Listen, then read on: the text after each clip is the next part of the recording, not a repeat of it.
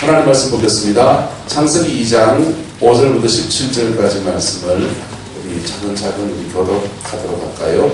여호와 하나님이 땅에 비를 내리지 아니하셨고 땅을 갈 사람도 없었으므로 들에는 초목이 아직 없었고 밭에는 채소가 나지 아니하였으며 안개만 땅에서 올라와 온 지면을 적셨더라. 여호와 하나님이 땅의 흙으로 사람을 지으시고 생기를 그 코에 불어넣으시니 사람이 생명이 되니라.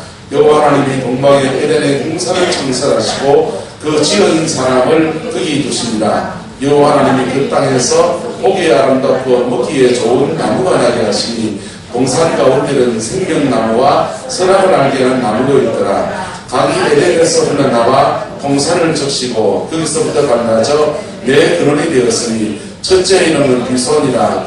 금이 있는 하윌라 온 땅을 불렀으며 그 땅에 금은 순금이요 그곳에는 베델리엄과 토마노가 있으며 둘째 강의 이름은 기혼이라. 구스 온 땅을 불렀고 셋째 강의 이름은 히데길이라. 아수로 동쪽을 흘렀으며 넷째 강은 유브라리니라. 여호와 하나님이 그 사람을 이끌어 오덴 동산에 두어 그것을 경작하며 지키게 하시고 여호와 하나님이 그 사람에게 명하여 이르시되 동산 각종 나무의 열매는 내가 임의로 먹되 선악을 알게 하는 나무의 열매는 먹지 말라. 내가 먹는 날에는 반드시 죽으리라 하시니라. 아멘. 목사가 목사를 가르친다고 할 때는 서로 주고받는 거 아니겠습니까? 우리 건주고 이쪽도 배우고 이렇게 서로 배우는, 서로가 서로를 배우는 아름다운 시간이 되기를 소망합니다.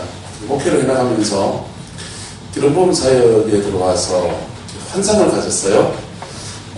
일반 목회를 하다가 성령 사역에 이렇게 확 들어오면서 그때 이런 비전들을 이제 가지잖아요. 환상 같은 거. 그때 알파와 G12를 통해서 이렇게 이 사역에 들어오게 됐는데요. 한국교회를, 무너져가는 한국교회를 살리는 것은 이것이다 라고 생각합니다. 또 그때 아프리카의 엄청난 아일랜드 본캐의 부흥이라든지 이런 부흥에 관한 책들을 보면서 이 사역에 들어오면 교회가 엄청나게 생각할 것 같았고 열매가 엄청나게 많을 것 같은데 막상 들어보니까 이 사역에도 만만찮은 함정도 있고 만만찮은 여정들이 필요하더라는 것들을 이렇게 배우게 되었습니다. 한 세월이 한 10여 년 정도 세월이 지나고 나니까 그런 엄청난 꿈을 꾸지는 않지만 어쨌든 제 나름의 열매가 조금씩 이렇게 맺어지긴 하는데 우리가 이렇게 좀 정리가 좀 필요하겠다 그런 생각이 들었어요. 그래서 그 부분을 이렇게 함께 나누기 원합니다. 전 세계에서 일어나는 큰 부흥이 있습니다. 큰 부흥이 있습니다. 엄청나게 큰 부흥도 있습니다. 그리고 지역 단위의 작은 부흥도 일어납니다. 그리고 한 교회의 부흥도 일어납니다. 가정의 부흥도 일어납니다. 근데 그런 부흥들이 사실은 사이즈가 다르지만은 일어나는 양태는 동일한 원리에 의해서 일어난다는 겁니다. 할렐루야. 그래서 동일한 원리를 깨닫고 나면 적어도 전 세계적인 부흥, 요한 웨슬레나 이반 로버츠나 디엘 무디아 같은 그런 부흥은 아니더라도 적어도 어떤 부흥을 일으킬 수 있냐? 자기 가정의 부흥을 일으킬 수 있습니다. 두 번째, 자기 목회의 부흥을 일으킬 수 있습니다. 그래서 그 원리를 이렇게 잘 찾아내는 것. 작은 부흥이나 제가 말하는 것은 큰 부흥이나 원리는 똑같다. 그래서 제가 말하는 곳에서 원리를 찾아내시고 원리 속에서 우리의 목회, 우리 가정에 적용하면 전 세계적인 부흥을 꿈꾸시는 분들 계십니까?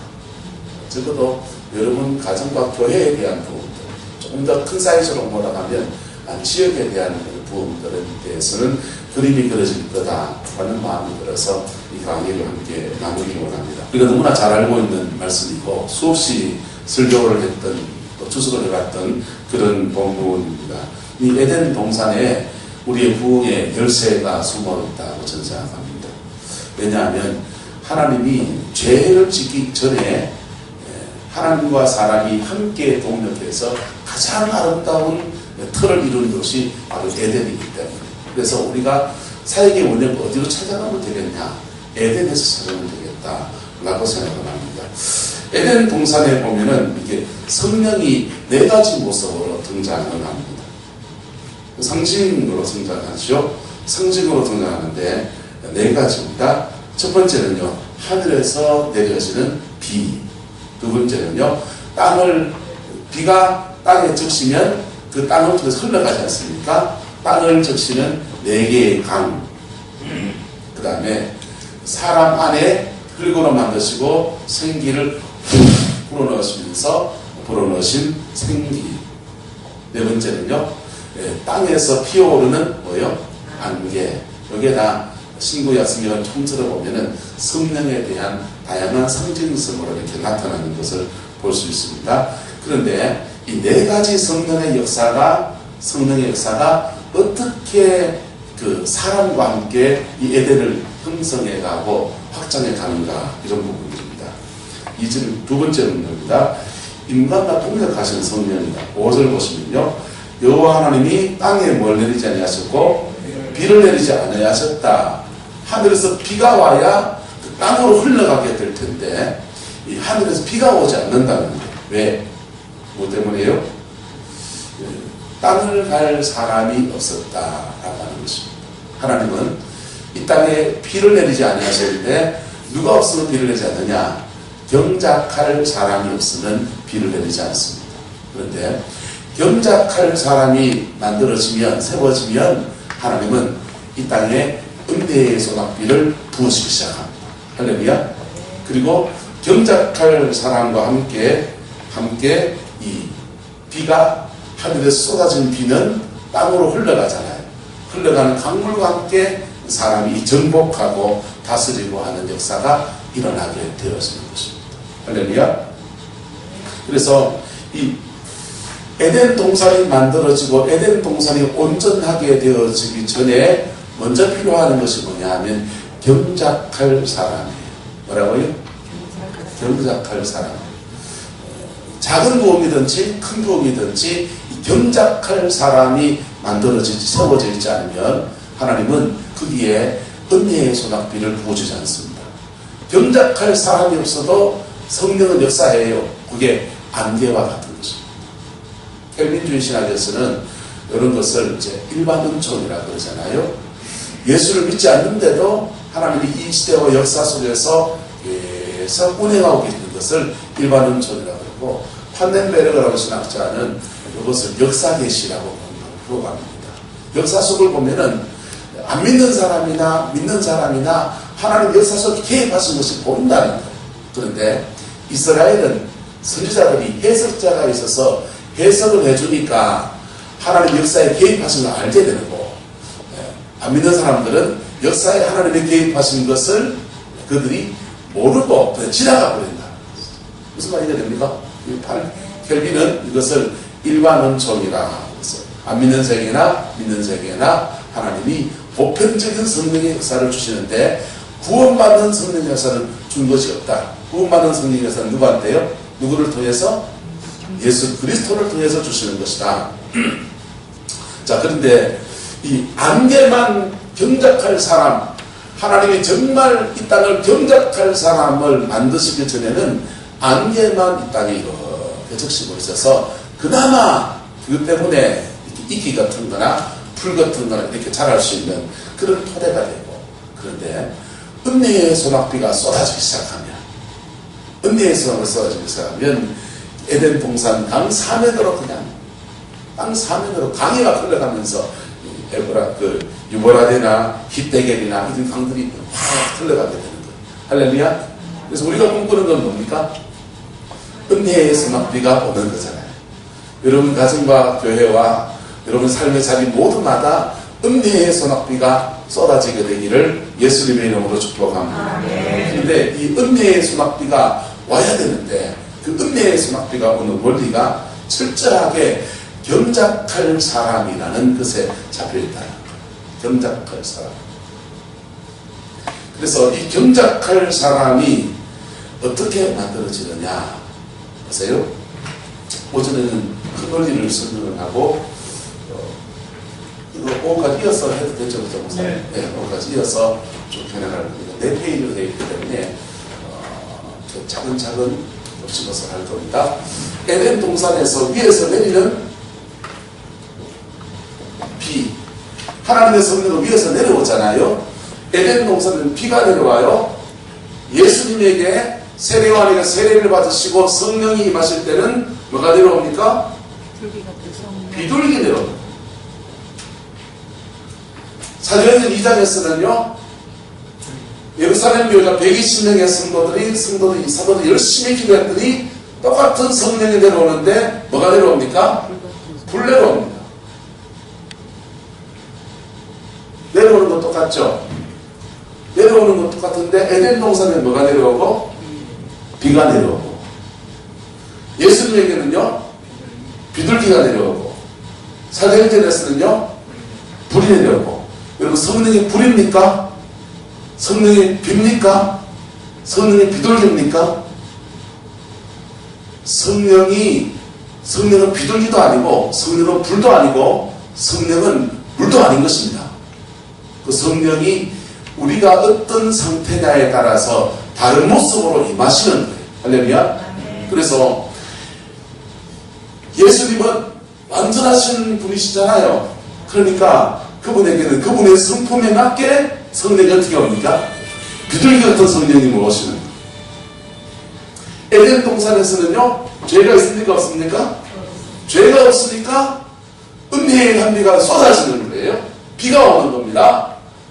우리는요, 뭘 가지고 있습니까? 죄성을 가지고 있어요.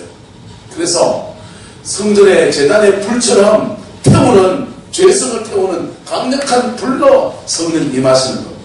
할렐루야. 그렇게 우리에게 임해서 임한 성령이 어떻게 해요? 흘러가기 시작하는 거예요. 강에 대임은 흘러갑니다. 이 땅이라는 것이요, 땅이라는 것을 여러분의 가정이라고 대비하면은 가정 안에서 성령이 흘러가는 겁니다. 교회라고 하면요, 교회라는 공간 안에 공동체에게 성령이 확산되어서 흘러가는 것입니다. 부의 원리가 뭐냐 하면요, 부의 원리는 경작할 사람이 키예요. 이 사람이 세워지면 하나님은 이 사람이 기도하는 것을 통해서 은혜의 단비를 쏟아부어 주시고, 그리고 그 단비가 쏟아지면 하나님 이 땅을 적셔주세요. 우리 교회에 은혜의 단비를 쏟아부어 주세요. 우리 가정에 은혜의 단비를 쏟아부어 주세요. 간구할 때에 그 비가 옵니다.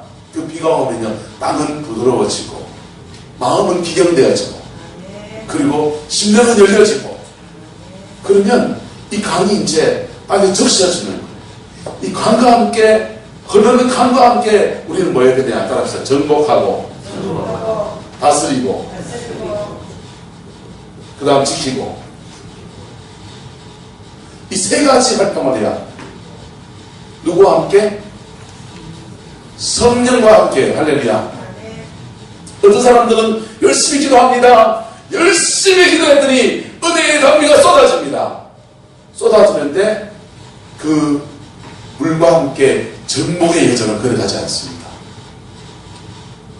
어떤 사람들은요, 열심히 기도해서 은혜의 단비가 쏟아집니다. 정복합니다. 그 다음은 뭐 해야 됩니까? 다스려야 돼요. 다스리는 게 뭡니까? 다스리는 게 뭡니까? 가정 안에서는 아버지는 아버지 노릇하고, 할렐루야. 엄마는 엄마 노릇하고, 교회에서는요, 목사는 목사 노릇하고. 목사 노릇이 뭡니까? 강단에서 말씀 전하고, 영혼을 양육하고, 세워가고. 이 다스리는 사역들요, 정복했으면 그 다음 또 뺏기면 됩니까? 안 됩니까? 성령 사역을 하면서 딜레마가 뭔지 아세요? 머리 찍어 누르면서 막 사역을 해놨는데 디펜스, 지키는 것이 안 되는 거예요, 사람들이. 불교말로 도라는 타물이라고 아세요? 그냥 은혜 받았는데, 그 은혜 받았는 게 냄비신앙이라고 그러잖아요. 되돌아가 버리는 거예요.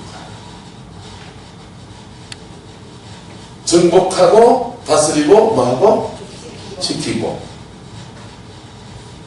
지키는 게 되려면요, 반드시 해야 될 게 뭐냐면 영적 기도입니다. 왜 된다고요? 영적 기도. 성령의 인도를 따라 살아가는 법에 대해서 본인이 터득해야 돼요. 어둠의 영이 역사하는 흐름과 성령이 역사하는 흐름이 맞물리는 속에서 우리는 살아갑니다. 이 땅에 사는 동안에 옛사람과 새사람의 이 맞물리는 속에서 우리가 날마다 선택하며 살아갑니다. 그런데 이 디펜스가 안 되는 사람은요, 디펜스가 안 되는 사람은 한 번 정복하려고 하는데 그 다음 또 정복하려면 2배의 힘이 들어요. 사역이 2배나 힘들어져요. 포항에 제가하는 목사님이 필리핀에 선교지를 갔습니다. 선교지를 가서 복음을 전하고 사역을 하는데 한국에서 안 나타나는 의사들이 막 나타나는 거예요. 역사가 막 일어나니까 너무 신나는 거예요. 그리고 그 선교지에서 하나님이 함께하신 그 은혜의 감을 가지고 한국에 왔더니 똑같이 막 역사가 일어나는 거예요. 그래서 너무 좋잖아요. 그 다음에 또 갔습니다. 돈 모아가지고 그 선교지 거기에 하나님 뭔가 역사하시더라. 거기 가서 또 역사를 일으키려고 신나게 갔습니다. 우리가 손을 쥐고 돌덩어리입니다. 왜요? 뭐가 못했기 때문에? 디펜스가 안 되기 때문에. 이런 여정을 걸어가면서 작게는 내 안에 부흥이 일어나요. 할렐루야. 누구 안에 부흥이요? 내 안에 부흥. 내 안에 돌덩어리 가득하잖아요. 내 안에 부흥이 일어나요. 그 다음요, 지경을 넘어서서 어디에 부흥이요? 가정에 부흥이 일어나요. 여러분, 교회가 성장하는 비밀이 뭔지 압니까? 전도를 열심히 하는 거예요. 앞으로 남고 뒤로 미가는 일이 천지백관입니다. 교회가 성장하는 비결은요, 따라합시다. 부부간에 안 싸우면 됩니다. 거짓말 같죠? 그게 무슨 상관인가 싶죠? 아니요. 부부간에 안 싸운다는 말은 목사와 사모 사이에 영적 전쟁에 승리했다는 거예요. 가정 간의 영적 전쟁에 승리했다는 겁니다. 그가 정복할 뿐 아니라 뭐하고 있다? 디펜스, 지키고 있다는 것입니다. 그러니까 그가 하는 모든 일에 성령의 임재가 흘러갈 수 있다 없다? 있지요. 그러니까 교회가 성장해요. 열심히 전도합니다. 그런데 교회에서 장로님과 한바탕 해버리면 다 어려져 버렸잖아요. 또 가정에서 한바탕 으르나면요, 목사의 마음에 평안이 없어요. 그래서 작은 부흥을 만들어가는 저와 여러분 되기를 축복합니다. 여러분, 큰 일을 하지 말고 작은 부흥을 만들어 가십시오. 거기에서 하나의 원리를 정확하게 자기 몸으로 체득해요. 그럴 때 그 다음 하나님의 부흥의 역사도 그를 통해서 이루어갑니다. 우리는 책에 나온 부흥만 자꾸 좋아합니다. 1907년에 부흥이 일어났다더라. 미국이 어디 부흥이 일어났다더라. 그래서 큰 부흥들, 책에 나온 부흥을 생각합니다. 여러분, 작은 그 부흥들도 자기의 삶에서 작은 부흥에서 시작되었습니다. 1907년의 부흥은요, 하디 선교사가 원산 부흥을 시작합니다. 근데 원산 부흥의 하디 선교사가요, 감리교 선교사님이신데요, 감리교에서 먼저 일어나니까 장로교잖아요. 저도 장로교예요. 대부분 다 장로교 맞죠, 그죠? 통합적도 맞으시죠? 그러니까 이 감리교 부흥을 무시해버리고 1907년의 부흥을 한국교회에 처음 부흥으로 생각합니다. 아니요, 원산 부흥이 먼저예요. 이 하디 선교사가 캐나다의 의과대학인 토론토 어디를 졸업했습니다. 그 당시에 최고의 의과대학, 캐나다 최고의 의과대학을 졸업하고서 탄탄대로 인생을 살지 않고 조선 땅에 뼈를 묻으러 왔어요. 와가지고는요, 의사가 돼서 의료 선교사 일을 합니다. 하다가 자기 딸이 죽어요.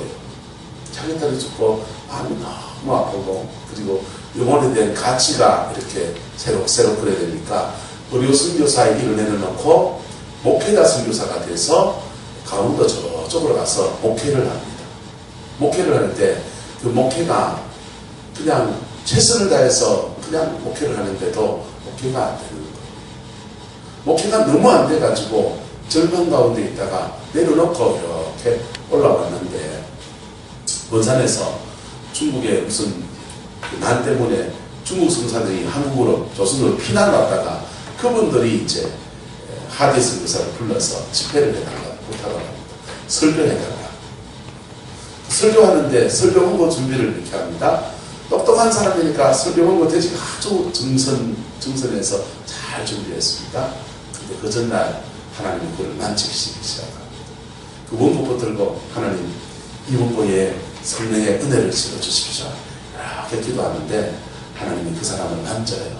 만지면서 그의 마음속에 깊이 성령이 터치하시고 그리고요 속에서 깊은 회개가 터져나와요. 뭘 회개했냐면요 조선사람 무시하는 거 회개요. 그 당시에 우리나라 고종 황제의 2인자 외무 대신이요 미국에 가서 미국 외무상하고 이제 외무부 장관하고 회담을 하는데 우리나라 2인자인데요 그 가서 하는데 미국 외무장관이 깜짝 놀라는 거예요. 조선에서 온 아시아에서 온 사람들 중에서 영어를 너무 유창하게 하는 사람 만나서 놀라고 두 번째는 한국에서 조선에서 수입해 간 게 이가 이를 수입해가지고 온몸에 이가 그냥 티가 좀 그냥 미국 외무장관한테 그냥 티니까 너무 좋은 얘기를 듣고 있고 뭐 중요한 얘기를 듣고 이 장난하고 간지러워 상들하고 저기는 무슨 얘기를 하는지 하나도 모르겠더라. 조선의 2인자도 이가 득실득실한 몸을 가지고 있을 정도니까 강원도에 목회하는 촌에 사는 아줌매들 아저씨들 이런 사람들이 완악하기도 복음을 받아들이는 완악함도 있지만 온몸에 뭐도 많고 이도 많고 어려서 사니까 그런데 되게 민감한 거예요. 감염에 대해서 그 무시했다는 마음이 확 드니까 그날 밤 통곡하며 회개해요. 그리고 그가 바로 뭐가 된 겁니까?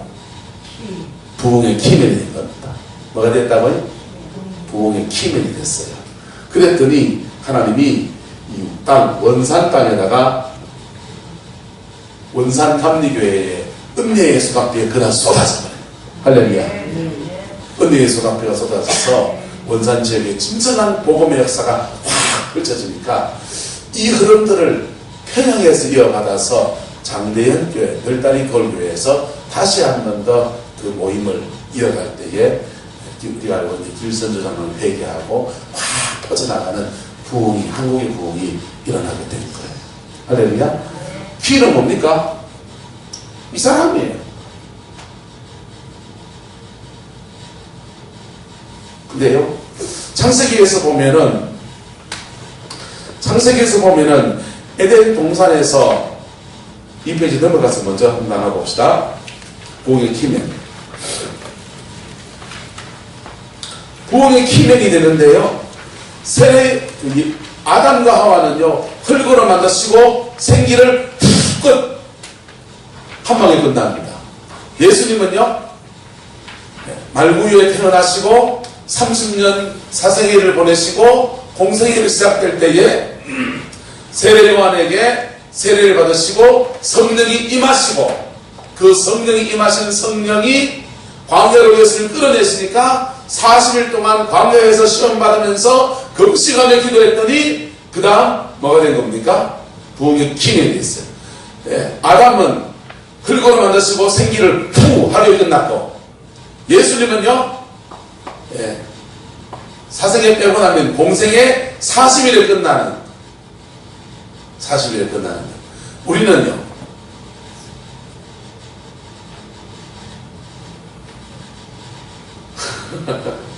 우리는요 우리가 부흥의 키맨이 되는 데는 상당한 광야의 여정이 지나가게 됩니다.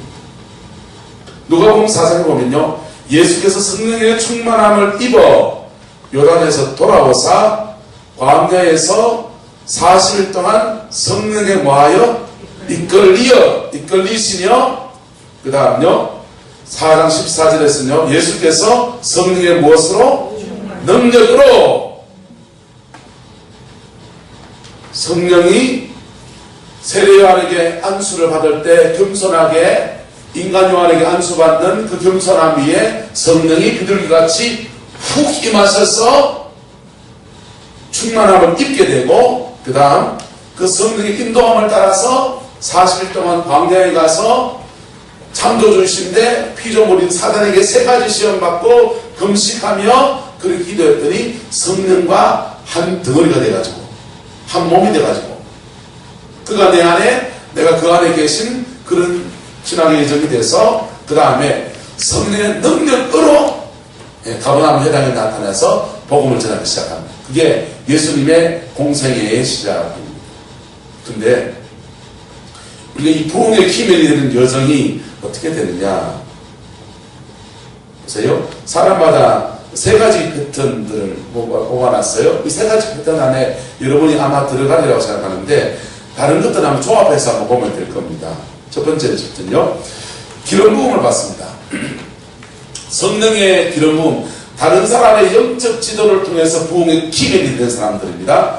다른 사람들을 통해서 성령의 기름 부음을 받습니다. 성령의 기름 부음 받는데 이상하게 성령의 기름 부음 받고 나면 사람이 차분해지고 조용해지고 숙연해지고 그리고 인격이 성숙해지고 얼마나 좋겠어요. 이상하게 기름 부음 받고 나면 덜 내고요, 더 날뛰고요, 그 안에 막 자충우돌하고요, 그 영적 충동성이 막 일어나고요, 마치 사춘기를 지나가는 사람과 같은 그런 여정을 지나갑니다. 그런 사람 봤습니까? 저희들은 많이 봤고 저도 그렇게 지나왔습니다. 영적 사춘기와 같은 그런 여정을 지나가요. 그런데 영적 사춘기 같은 지나가는 때에 영적인 부모를 만나면 사춘기 지나갈 누가 필요합니까? 부모가 필요하잖아요. 부모가 잘 잡아주면 그 사춘기 때 어긋납니까? 지길 갑니까? 지길 가잖아요. 근데 사춘기 때 부모가 에이 이놈 가문에서 우리 집안에서 네가 같은 놈이 이래 버리면요 얘가 어긋나 버리잖아요. 똑같아요. 영적인 성령의 기름 부음이 오고 난 뒤에 이 영적 사춘기를 지나갈 때에 성령의 그를 잘 끌어주든지 아니면은 이 멘토 같은 사람이 반드시 필요합니다. 그래서 잘 인도해주면 영적 지도를 받으면서 광야를 지나가는데 광야가 짧아져요. 뭐해진다고요? 광야가 짧아져요. 여러분 인생의 모든 것을 경험하면서 지나가야 됩니까? 책 보고 이랬으니까 나는 피해 지나가는 것 같습니까? 경험도 한 번, 두 번 하면 되죠. 두 번, 세 번 반복할 거예요. 그래서 광야가 짧아져요. 그리고 성령과 성령이 내 안에 계시고 내가 성령 안에 있고 하는 그리스도의 충만함 가운데 세워져요. 그러면요 아주 빠른 시간 내에서 부흥의 키맨이 되죠. 두 번째는요, 이 세상 속에서 죄도 짓고 또 인간 삶 속에서 상처도 받고 이런 것들은 사람들은요 죄를 지었으니까 사단의 공격받는 것이 마땅합니까? 마땅하지 않습니까? 합당하게 마땅하잖아요. 근데 상처받은 사람들도 사단의 공격을 받는다. 왜요? 상처받은 마음들을 가지고 계속 속으로 말하기 때문에 정죄하고 판단하고 미워하고 이렇기 때문에 이 사람들은요, 상처받은 사람들은 자기 속으로 계속 죄를 짓고요. 그러니까 영적 공격받죠. 영적 공격받으니까 자기 삶에 풀어짐이 없으니까 남들은 인생에 뭐 대학 가고 뭐 직장 가고 취직하고 장가 가고 결혼하고 인생을 펼쳐가는데 자기 인생은 왜 이렇게 안 풀리는가 싶은 절망감이 옵니다. 작은 절망감, 큰 절망감이든지 그런 절망감이 와요. 그 절망 속에서 회개하고 회심하고 거듭납니다. 거듭난 사람들은요, 그 거듭난 사람들은 그때 거듭난 속에 성령이 임한 줄 믿습니다. 임하신 성령 안에서 그의 무엇이 잡혀야 합니까? 예습관이 잡혀야 합니다. 뭐가 잡혀야 된다고요? 예습관이 잡혀야 됩니다. 그게 안 잡히면 어떻게 되냐? 요한복음 10장 10절에서는요, 도적이 온 것은 도둑질하고 죽이고 멸망시킨다 그랬어요. 도둑질.